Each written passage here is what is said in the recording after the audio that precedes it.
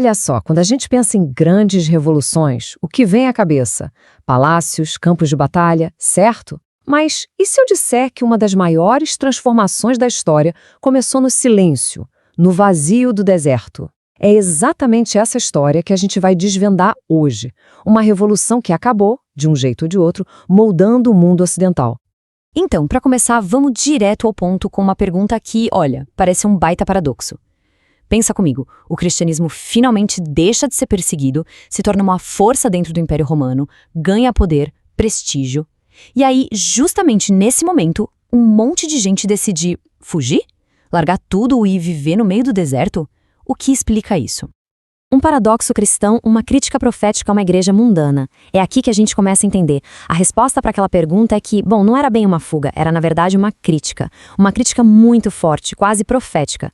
Lá pelo finalzinho do século III, início do IV, esse movimento radical surge porque muita gente sentia que a alma da fé estava se perdendo. Sabe, a igreja estava virando algo muito mundano, muito ligado ao poder, e eles queriam resgatar algo que sentiam estar desaparecendo. Ok, mas o que foi o gatilho para essa explosão toda? Basicamente, a gente pode pensar em 3 grandes catalisadores. Primeiro de tudo, o fim das perseguições. Pensa bem, antes, o maior teste de fé era o martírio, o chamado martírio vermelho, de sangue. Quando isso acabou, surgiu um novo ideal, o martírio branco, que era tipo morrer para o mundo através da renúncia, do autossacrifício. Segundo ponto, uma reação à, digamos, popularização da fé. Com muita gente se convertendo, às vezes de forma meio superficial, uma galera começou a sentir sede de algo mais profundo, mais exigente. E por fim, o próprio ambiente cultural. O deserto, na tradição bíblica, sempre teve esse simbolismo, né? Um lugar de provação, de purificação, de encontro direto com Deus. O chamado do deserto, os 2 caminhos da fé radical. Então, diante desse chamado para ir para o deserto, surgiram basicamente 2 grandes respostas.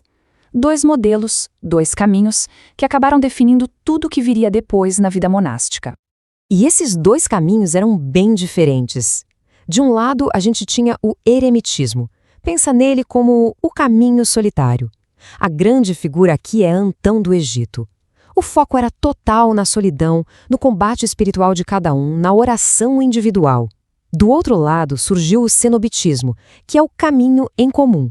O pioneiro foi Pacômio. E aqui a ideia era completamente diferente. O foco era na comunidade, no trabalho dividido entre todos, na oração litúrgica em grupo, tudo bem organizadinho sob uma regra e um líder. Vamos focar um pouquinho no eremitismo. A palavra já diz tudo, vem do grego eremos, que significa deserto. Era a vida do eremita, do anacoreta, a pessoa que se retira. A ideia era essa busca radical, sabe? Um encontro direto com Deus, sem intermediários, através da solidão total. E o grande garoto propaganda desse estilo de vida foi Antão do Egito. A história da vida dele, escrita por Atanásio de Alexandria, virou um verdadeiro best-seller da época. Foi lida em todo o Império Romano e inspirou muita gente a seguir esse caminho. De eremitas a comunidades, construindo um modelo sustentável. Só que tinha um problema. Viver como eremita era perigoso, muito perigoso. Tanto fisicamente no meio do nada, quanto espiritualmente, sozinho com os próprios pensamentos. Para que esse movimento todo não morresse na praia, precisava de um modelo mais seguro, mais estável, algo que pudesse ser copiado e expandido. E a grande solução foi a vida em comunidade. É aí que entra a genialidade de um cara chamado Pacômio, lá por volta de 320 d.C. O que ele fez foi revolucionário. Ele não só juntou um monte de gente num mesmo lugar, não. Ele criou um sistema, uma estrutura. Tinha oração litúrgica com horário marcado, trabalho manual para todo mundo se sustentar, o estudo da Bíblia como uma prática central e a obediência a um único líder, o abade. O modelo que ele criou foi mas tão eficaz, que quando ele morreu, ele já era o CEO, digamos assim, de uma rede de mosteiros, tanto para homens quanto para mulheres. Mas essa ideia não ficou só no Egito, não. Ela viajou. E lá na Capadócia, hoje parte da Turquia, um sujeito chamado Basílio, o Grande, levou a coisa para outro nível. Ele teve uma visão diferente. Em vez de separar os monges da sociedade, ele integrou os 2. Como? Fundando hospitais, orfanatos, tudo ligado aos mosteiros. Para Basílio, o mosteiro não devia ser uma fuga do mundo. Pelo contrário, devia ser um exemplo, um modelo de caridade cristã para o mundo. Isso foi uma virada de chave gigantesca. A conquista do Ocidente adaptando o ideal do deserto para a Europa. Certo, agora a gente cruza o Mediterrâneo. Como é que essa ideia, que nasceu no calor e na areia do deserto egípcio, foi parar na Europa? Ela precisou ser traduzida, adaptada. A realidade cultural, o clima, tudo era diferente. E essa adaptação aconteceu graças a algumas figuras muito importantes. A gente pode pensar nesses caras como os arquitetos do monaquismo ocidental. Primeiro, lá na Gália, Martinho de Tours juntou a vida de monge com a evangelização do pessoal do campo. Depois veio João Cassiano, que foi fundamental. Ele basicamente traduziu toda a sabedoria dos monges do deserto para o latim, tornando-o acessível. No norte da África, o famoso Agostinho de Hipona criou uma regra para a vida em comunidade dos clérigos. Cada um deles colocou um tijolo nessa construção.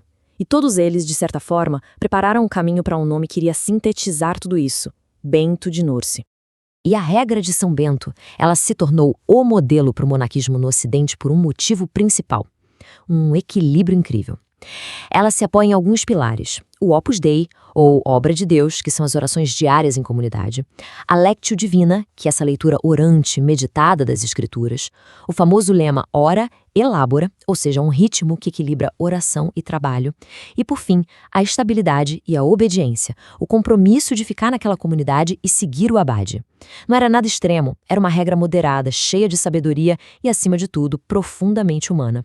Por isso deu tanto certo. O legado duradouro. Como os monges do deserto moldaram o mundo. Tá, e daí? Qual foi o resultado final disso tudo? Como é que esses homens e mulheres que só queriam o silêncio do deserto acabaram tendo um impacto tão gigantesco no barulho do mundo? Bom, o legado deles é, sem exagero, imenso. Vamos listar algumas coisas. Pensa só.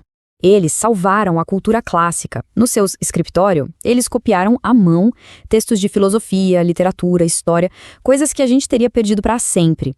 Eles formaram líderes para a igreja, papas, bispos e os missionários que converteram boa parte da Europa. Não para por aí.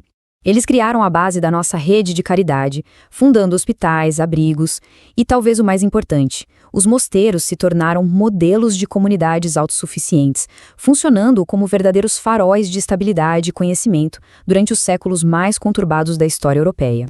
Então, no final das contas, se há uma ideia para guardar de tudo isso, é esta: o monaquismo não foi só uma fuga, foi, na verdade, uma profecia. Foi um movimento que gritou para a igreja: ei, volte para os seus valores fundamentais. E ao fazer isso, de forma quase que acidental, ele acabou não só preservando a civilização ocidental, mas em muitos aspectos recriando ela. E acho que não tem jeito melhor de fechar do que com esta frase, que resume perfeitamente o paradoxo tudo. Renunciando a tudo, entregou-se a tudo para que a igreja não perdesse sua alma. É uma reflexão e tanto, né? Sobre como às vezes dar um passo para trás, se afastar de tudo, é o único jeito de salvar aquilo que realmente importa.